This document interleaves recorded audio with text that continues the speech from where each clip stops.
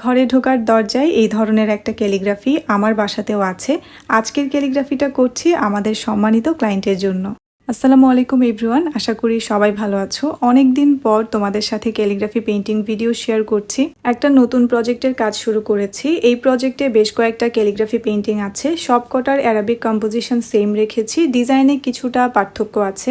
একসাথে কয়েকটা ক্যালিগ্রাফি যেহেতু করা হচ্ছে, আমি চিন্তা করেছি ভলিউম আকারে আপলোড করব।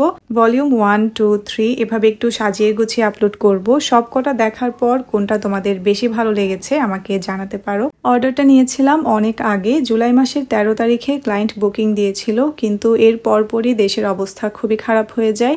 আমাদের সকলেরই ভীষণ কষ্ট হয়েছে, কাজে একেবারেই কনসেন্ট্রেট করতে পারছিলাম না, তাই আমি বেশ কিছুদিন পেন্টিংয়ের কাজ বন্ধ রেখেছি।